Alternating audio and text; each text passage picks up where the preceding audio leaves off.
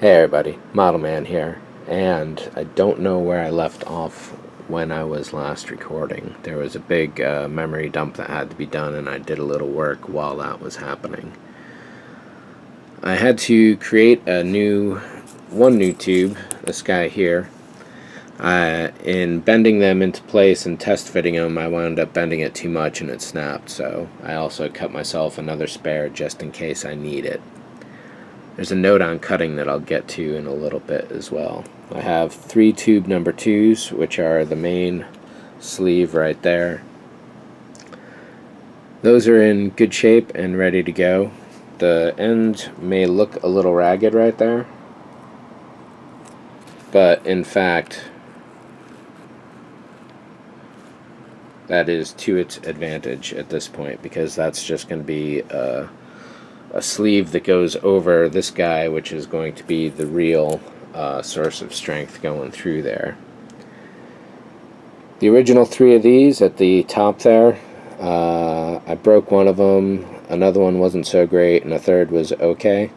So I made a bunch more, 4 in this case, and I need to drill a hole through these at this point. So I'm going to start with the least useful one and drill that as a practice, and then work my way up to the best 3 and hope I get 4 good drills out of all of them. Once that's done, I'll be gluing it onto the pipe. And speaking of sleeve number 3, which is where those get glued to, I also did this as well. I looked around for a lot of wire and I just couldn't find anything that was the right diameter until I came across this 26 gauge magnet wire. Wrapping it around and keeping it tight and getting it into position without getting any fingerprints or anything. That was a little difficult, but it wasn't too bad. However, these could be better. One main problem that all 3 of them had, this top one to the lesser degree and this bottom one to the worst degree, is that the wires flew off of the ends as I was dremeling down at that angle there. So I've thought of a way that I can improve on that technique, and since I don't think I recorded this, I will record that. And that gets back to the cutting length that I had mentioned. Tube number 1 is 92 millimeters, tube number 2 can be 92.5. Number 3 is about 32.5, that's this guy right here. I had been cutting these at like 33 or 34, thinking that the cutting wheel would take up that space and I'd get the right size. They were pretty close, but they all wound up being a little short after I put the ends on the file to get a really nice flat and non-jagged edge. So what I realized from there is that even though I want 32.5 millimeters, I really need to cut at 35 or even 40 millimeters and then shave down from there.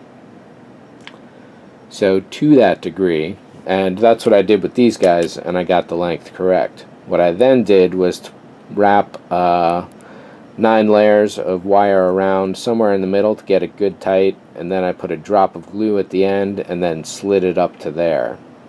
Then cut away. What I will be doing instead is I'll take the full 40 millimeter cut down, file down one end so it's nice and good, get that into position to where it needs to be, then slide the wire into place at the 32.5 mark, then cut away the extra 5 or 6 millimeters, because I think it'll give a much nicer cut. The glue will be more secure at the end, and I think it'll be the better way to go overall. We'll see in a few minutes. It's 4 o'clock in the morning, so I don't mind making a little noise within an hour or so. In the meantime, we can also look at a couple other things. This brass bar also needs to be cut, because that is going to replace this plastic bar right there.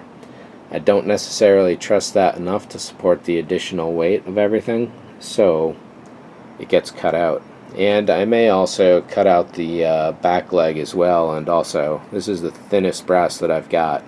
So if I can get 6 pieces out of that, 3 of them larger than the other 3, then I will. Otherwise, they're primarily going to go to the front latch, which is where that locks in.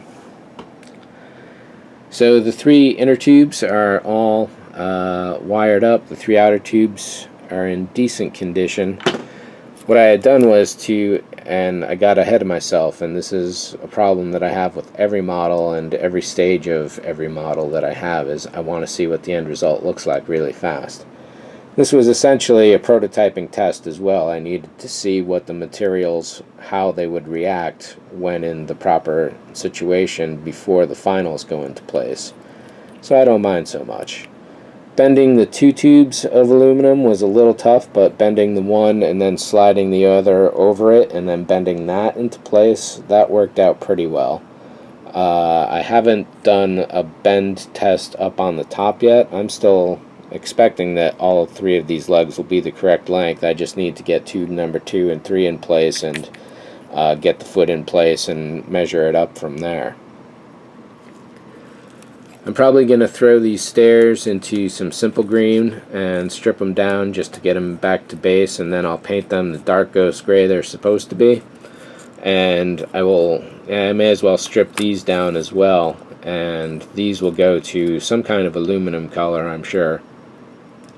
I definitely want to offset it from this aluminum, and excuse me. And as I have to paint with some alclads pretty soon, this could be another good test for them as well. So yeah, I think I'll be going with some kind of alclad metal for all the stairs and landing pads and such.